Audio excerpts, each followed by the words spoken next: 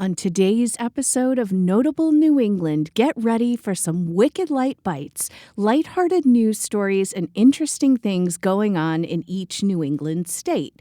Plus, I hope you're hungry.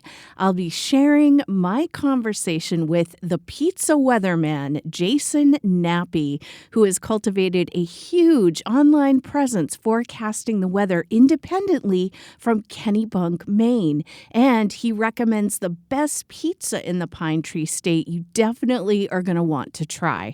Stay tuned for a delicious and fun episode ahead.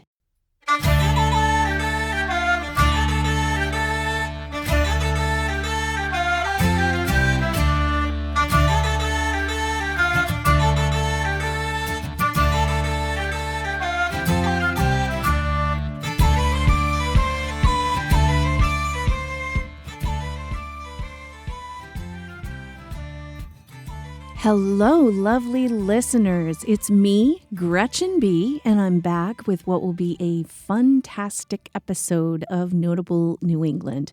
I hope you are all doing well, and I want to wish you all a happy belated Valentine's Day. Even if you don't celebrate or you didn't celebrate, I want you to know that not just on Valentine's Day, but every day, I am hoping you have much love, good community, and people surrounding you. And if you need a hug, here's one over the airwaves to you. You matter, and I'm so glad that you are here to join me today. Never forget how much it warms my heart that you tune in and are a part of the Notable New England family. And speaking of the Notable New England family, I want to send a shout out to Laura for becoming my newest medium-iced Patreon subscriber. Thank you, Laura, for your support. I appreciate it so much. If you want to be like Laura and keep the show going with interesting content and to help cover production costs, you can head on over to patreon.com/Notable New England, and you can get some great perks like early ad-free episodes and a lot more. Paid tiers start at just $2 a month, and if you don't have the money to contribute, no worries. Come over to Patreon anyway, because we do post public posts in the community area. So even if you're not a paid subscriber, you can get some free content there as well. And I'm going to be posting more public New England content there. So again, you can check everything out at patreon.com/Notable New England. I'm so excited to share with you my conversation with Jason Nappy, who is also known as the Pizza Weatherman. If you're not hungry, be prepared to be at the end of the episode. Jason shares with me his journey into meteorology and how he created a huge online presence forecasting the weather and giving his viewers the inside scoop on the best pizza places in Maine. But before we hear from Jason, let's dig into some wicked light bites, lighthearted news stories, and interesting things going on in each New England state. So this past week was the 40th anniversary of when V66, also known as the Beat of Boston, went on the air in New England. Now, for those of you who weren't around then or you don't remember this station, V66 was New England's version of MTV. See, when it came out in 1985, there were many homes in New England that did not have cable, therefore no ability to watch MTV. So local broadcast legends John Garabedian and Arnie Woo Woo Ginsburg launched V66 out of Framingham, Mass, and said it would be radio on TV. V66 was a UHF channel anyone in the region could watch, and not only did they play the nation's top music videos that you would have seen on MTV, they also featured Boston's legendary musicians like the Cars, the Jake Giles Band, Aerosmith, Boston, and they played a lot of up-and-coming artists of the time like Till Tuesday, the Del Fuegos. If you were a local band without a record deal, if you made a really good quality video, V66 would play them in between videos of the more well-known acts. And V66 was pretty eclectic too. They'd play everything from indie label artists to rap, rock, disco, metal, and so much more. And did you know that V66 was the only non-cable TV channel in the U.S. besides ABC that aired Live Aid back in 1985? Well, sadly, V66 did not last long. They shuttered after 18 months on the air after the Home Shopping Network acquired them. Thank you to Eric Green for the information in this story, and it was posted on the Music Museum of New England website. And I have to tell you, I miss V66. It was one of my favorite things to watch because we didn't have cable at the time in my hometown. And the only access to MTV I had was actually visiting my grandparents' house in Maine. They had cable, and I would just sit there obsessively watching MTV like all day long. So it was such a treat when V66 came on the air, and I would be able to get my music video fix at home. And I think the same was true for many other New Englanders. The Brattleboro Museum and Art Center in Vermont presents the Artful Ice Shanties celebration now through February 23rd outdoors from dawn to dusk at Retreat Farm. Retreat Farm is located at 45 Farmhouse Square in Brattleboro, Vermont. You can come and check out the artistic talent, creative ingenuity, and the rich history of ice fishing in New England. On Saturday, February 22nd, there is an award ceremony at 2 p.m. where a panel of local judges will give out an array of lighthearted awards. For more information, you can email office@brattleboromuseum.org, or you can call 802-257-0124, extension 101, and I will put that information in the show notes. A new art initiative in Wolfboro, New Hampshire is giving kids a chance to display their art while supporting good causes. Art for Good at Burnt Timber Brewing and Tavern has a 4-foot by 6-foot bulletin board that will serve as a rotating gallery for local children to donate their original artwork, with proceeds from the sales of the artwork going to a selected nonprofit. So to kick off the initiative, February's board supports Operation Delta Dog, a nonprofit dedicated to training service dogs for veterans with PTSD and other challenges. At the end of the month, the artwork will be available for purchase, with all proceeds directed to the chosen cause. To celebrate the artwork, an art show weekend will end each month, with money from each pint of beer also donated to the selected charity. Moving forward, participating children will choose the nonprofit for each new month to further encourage leadership and engagement. For more information, make sure you visit burnttimbertavern.com. I will put that in the show notes for you. And this story came from the Laconia Daily Sun. Condé Nast Traveler recently awarded a Newport, Rhode Island hotel one of the most romantic hotels in the world, according to a story written by Catherine Messier of USA Today Network, New England. The Chandler at Cliff Walk in Newport made the list. As Condé Nast wrote about the hotel, quote, "For a true taste of American history, we bet the age of innocence began and never ended at this opulent seaside resort. Newport has long catered to the country's upper crust, and you likely would have bumped into a Vanderbilt at the Chandler at Cliff Walk in the late 1800s. Today, rooms are decorated in the styles of different historical periods, each more extravagant than the next. In-room spa service, fitness passes to the International Tennis Hall of Fame, after-dinner drinks at outdoor fire pits, a sail on a private charter boat, and private tours of Newport are just some of the special experiences offered to guests of the Chandler.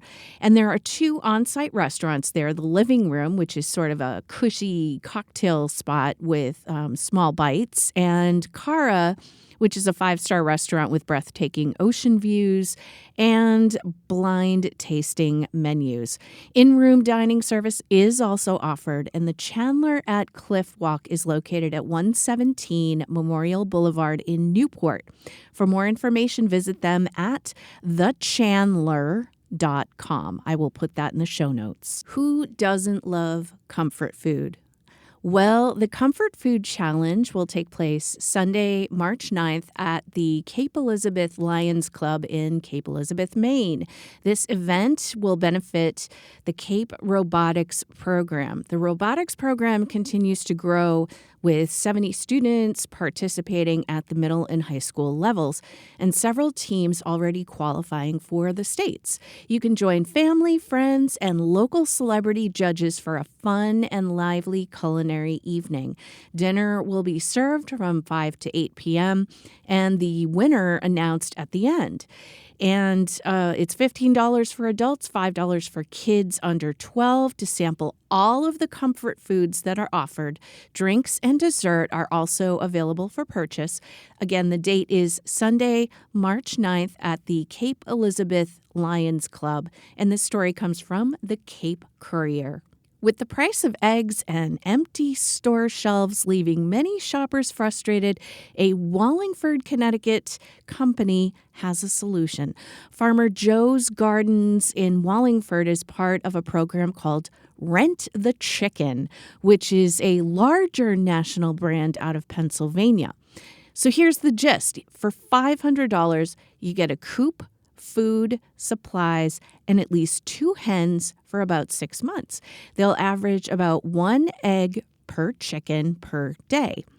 Joe DiFrancesco, owner of Farmer Joe's Garden, says, quote, "It's really a learning experience. Yes, you get an egg per chicken per day, and it's a great thing knowing you have eggs right in your backyard and you're guaranteed." He says that if you have a dog or a cat, you can take care of a chicken, and that chickens are low maintenance, needing roughly 10 to 15 minutes of attention a day. Now, if something goes wrong or you no longer can care for the chickens, there is a chicken out clause where Farmer Joe's Gardens will come back and bring the chickens home so you don't have to worry about them. The Connecticut Department of Agriculture notes it's important that homeowners renting or considering owning backyard birds for the first time need to have biosecurity measures in place. Quick notes from the agency were offered, and more information about the bird flu can be found on their website, which I will post in the show notes for you. This story comes from Kevin Geis of NBC Connecticut.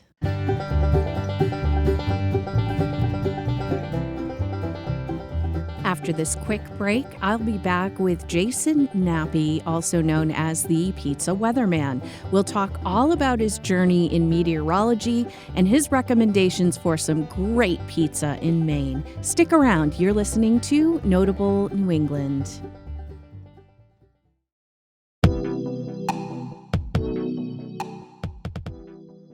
Love the podcast? Become a part of our growing community on Patreon. As a free member, you can drop by and check out my public posts. If you want to go the extra mile, consider joining one of our paid tiers for some amazing perks, like early access to ad-free episodes and other wicked awesome bonuses. Paid tiers start as low as $2 a month. Every contribution helps keep the stories flowing and helps to cover production costs. Visit patreon.com/Notable New England today and see what's waiting for you. That's patreon.com/Notable New England. Thanks for listening and for being a part of the Notable New England family.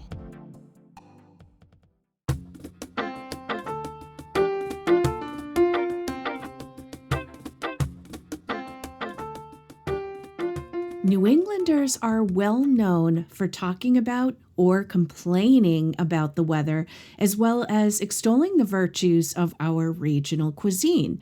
But what happens when you combine these two passions? You get my guest today, Jason Nappy, better known as the Pizza Weatherman. Jason's journey is a fascinating one. His love for meteorology was sparked by a legendary New England snowstorm, leading him to a career as a television meteorologist across multiple U.S. markets, including Maine. But now he's carved out a unique niche, blending weather updates with mouth-watering food content, and in the process, he's built an enormous social media following.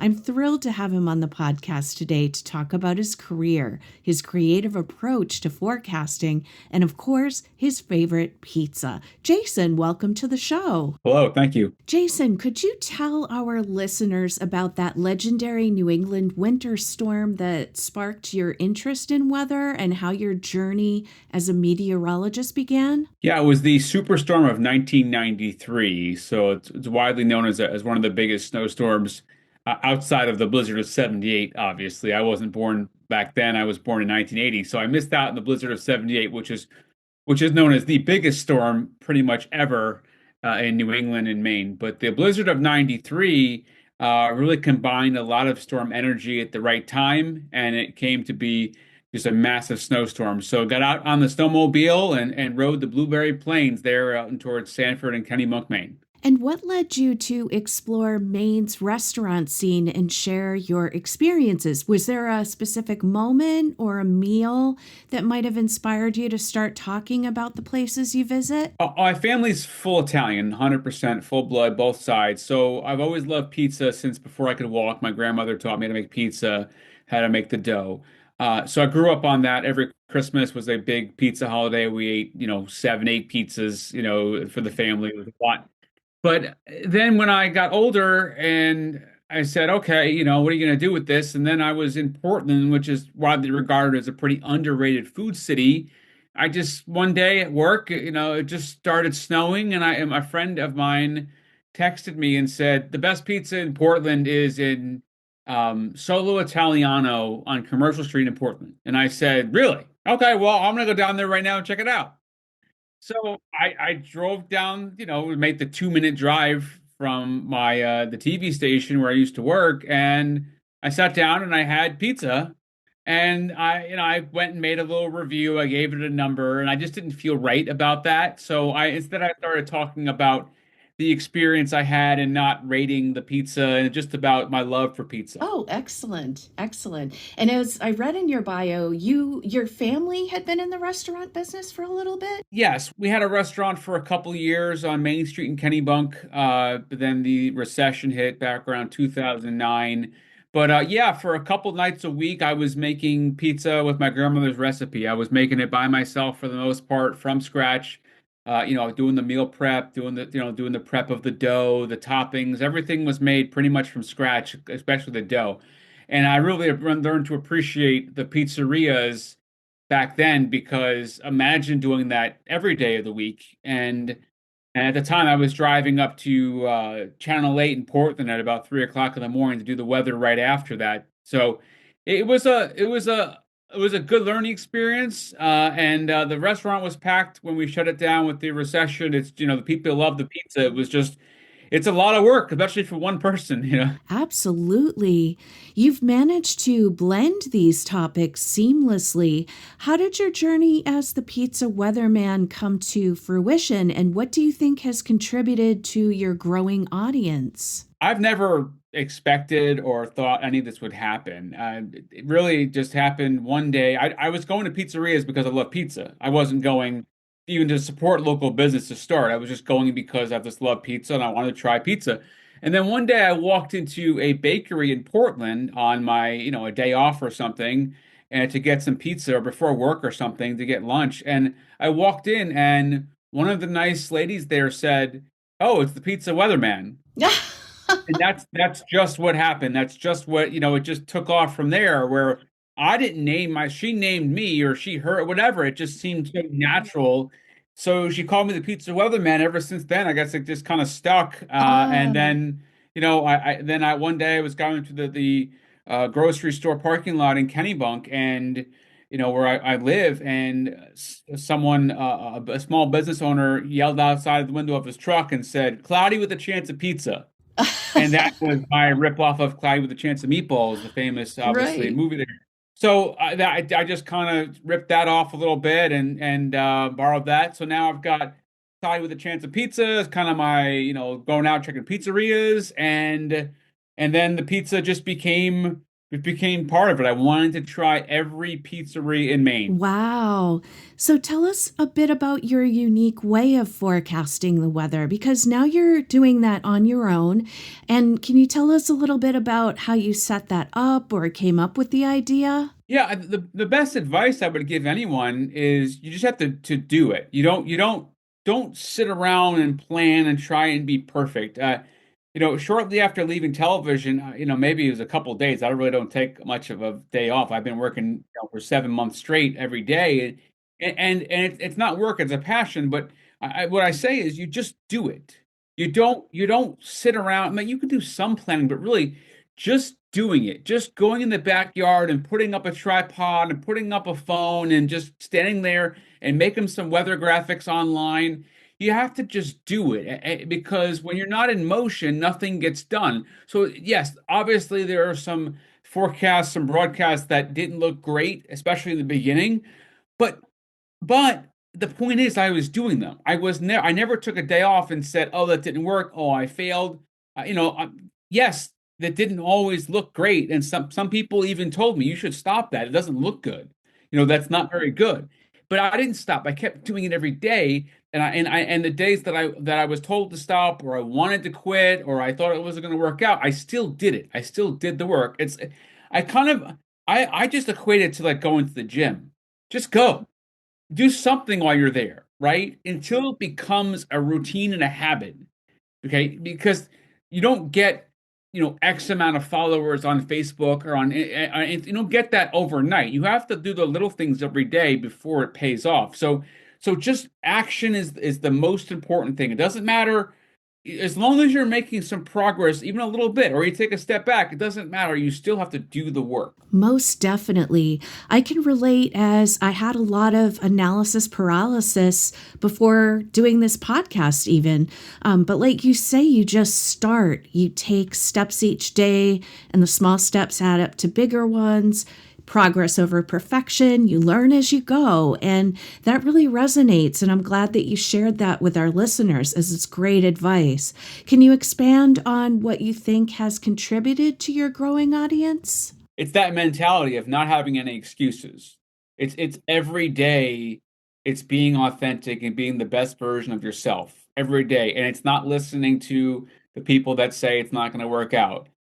It's you can call them haters if you want, but really I look at it like maybe that person is a little bit jealous because maybe they did quit. And I feel bad for those people. I don't hate those people if they hate me. I love them because A, that helps me, that proves I'm doing something right? If my name's getting out there and I'm working hard every day, but really, I never once want someone to when someone attacks me or feels or comes after me for something, I never want to return the favor in the way that they came to me. I always want to tell my followers, my loyal followers, and I myself, I try to practice having a lot of empathy towards that person and being forgiving because you don't know what they're going through. So just being kind is the most important thing. And also I have a very strict rule on my social media where there's no politics and no religion. And I know that's difficult for some people, and some people have told me they flat out can't do it. That's up to you. But if you can't come here just to talk about pizza, weather, food, or kindness, then it's not the right place for you. It's a safe place for us, but it may not be the right place for you. I think that's wonderful. And I agree. I think that people find you relatable and authentic. And that's a big reason they follow you. They know you're genuine, they know you're real, and they hone in on that and appreciate your hard work. So I can totally see why you have the following you do. And if you don't mind me asking, looking ahead to the rest of 2025, do you have any insights or predictions for New England's weather trends? Are there any patterns or changes you think locals should keep an eye on? I haven't gotten that far yet because we just got hammered with all these storms and we're still in the middle of real peak winter. So it wouldn't be normally because winter in New England lasts longer than it does, in most other places. Obviously, in the South, you have longer summers and shorter winters. Here we have longer winters. So even though, astronomically, and the calendar is going to say winter ends in March, whatever, 20th or something this year, it's usually the 20th or 21st. So even though it says that, our winters go in normally until the first week or two of April. So that's when I'll come up for air because last year we had a nor'easter the first or second week of April, and that was our biggest storm of the year. So I can't start looking at past winter until I'm done with winter, and that's not the middle of April. So check back on the Facebook page sometime, as we get into true spring in Maine, which really not is not until the middle or latter part of April. I mean, in all fairness, it might not be until June. I mean, April is a winter month in Maine. It might not get snow April 20th, but it certainly is cold. So it might not be until June 1st, which, like again, that June is supposed to be summer, but for our calendar, sometimes we don't really see summer until the 4th of July. Do you think we're going to continue to have a pretty snowy rest of the winter? I mean, it's already snowier than it was last year, but do you see that continuing? More storms? Do you see that maybe spring will end up coming a little bit early? What's your feel on that? I do expect us in the next couple of weeks to warm up a little bit, but there's going to be more rain at the coast and more of a mountain snow situation. I do expect that a little bit of a pattern change, but I don't think the storms are going to stop for at least another couple of weeks or so. And what are some of your personal favorite Maine food spots? For instance, if someone's visiting Maine for the first time, or maybe they haven't been to Maine for a while, where would you tell somebody to go for like a lobster roll, ice cream, pizza, or a particular Maine specialty dish? Yeah, well, that's always changing. Small businesses are coming and going. Some of them are, last for 20, 30 years, 40 years. I mean, I think it would be a mistake if I didn't mention the oldest pizzeria in Maine, which is Angeloni's, which is in Westbrook now. They used to be all over. Now they're in Westbrook, and that's the oldest pizzeria in Maine. Obviously people live and die by that pizza. The staff there is just incredible, family. And so as far as like thin and crispy pizza goes, it's kind of like Greek style, but in a pan, but it's also thinner. Anyway, there's that. Paris Pizza in Sanford, which is it's a family, mostly family run. They've been there forever. It's a legendary Greek style, kind of like I think of like a Maine pizza. It's a lot like South Shore Boston kind of pizza, but it's a little bit different. So those are two places off the top of my head. There's a place up in Brooksville over on the mid coast, Penobscot Bay, called Tinder Hearth, which is becoming nationally known because of some newspaper articles. And you can only get pizza there on Friday. You have to order the dough on Monday. You order your dough, and then you go there on Friday. Right in the wintertime, that's how it works. So summertime too. But so that those are pizza places that come to mind. There's a pizza bus almost in the middle of the woods in Pembroke. It's called Cool Pizza Bus. It's incredible. There's Ginny's doing a pizza, a Trenton, New Jersey style pizza out in Lubeck. There's a mobile food truck called Chauffeur Farms in Calais. I mean, you're on the border. Your phone's going to switch to a Canadian, network. Um, down in southern Maine, there's tons of pizzeria places. Truckin' Pizza is starting to expand. They're a food truck. They do a Neapolitan. I mean, there's so many places. Ice cream wise, for me, it's really it almost if it's not homemade, it's got to be Giffords, right? So for the homemade ice cream places that are making their own ice cream from scratch, or I mean, there's so many of them. I'm trying to, there's one in Searsport. I'm trying to think of the name of it right now. It's on Route 1 in Searsport. We're heading up the mid coast to down east. And I can't think of the name of it right now. It's killing me right now, but it's a tremendous one of my favorite ice cream places. There's so many lobster rolls. if you go up the coast, I mean you go inland too, but if you go up the coast, and I haven't been to too many around Kittery, but if you make it to the like a Gunquit area, you make it to Perkins Cove. There's the Footbridge Lobster there. There's you can go up a little bit farther. There's Hobbs Harbor side. It's a great lobster roll. But really, at just out here where I am in Kennebunkport, there's a place called Three Seas, and they get the lobster from right here, and it's just port lobster. And these, so port lobster has the traditional Maine roll with the with all of the the mayo, and then at Three Seas you can get it any way you want. So for me, I like to go to Three Seas, get a lobster roll just naked. You can get it Connecticut style with butter, but I like it naked. Just give me a lobster on the bun with no butter. That's how great that lobster roll is. You don't need any butter on it. You don't need any mayo. So those are a few spots, but if you go up the mid coast, there's a place called Five Islands, which is unbelievable, just incredible. I have this all on my TikTok, on my Facebook, and everything. If you want to look, I did a whole tour for the last year or so of lobster rolls, and it was a wonderful. That's wonderful. And actually, this is a perfect segue for you to share with the listeners where they can find you and become a part of your audience if they aren't already. If you have like your website, social media channels, etc. Yeah, there are some variations. So a lot of it's Jason Nappy Weather, but there's some variations. So I would just say you can go to one of my websites and click on it there, like jasonnappyweather.com or nappycast.com, jasonnappy.com. I got all those websites. So you'll find it if you go to there, you'll see it'll be very easy. There'll be a bunch of food, some weather. Most excellent. And I will be sure to link all of your pages in the show notes for the listeners so they can just go there, they can click on it, they'll be taken to you. I'm also going to go ahead and I'm going to put the businesses that you mentioned as well in the show notes so people can look those up and they can go for a visit. Jason, thank you so much for joining me today. I really appreciate your time and also sharing your story with our listeners. Awesome. Thank you so much. It was a great time. Thank you so much.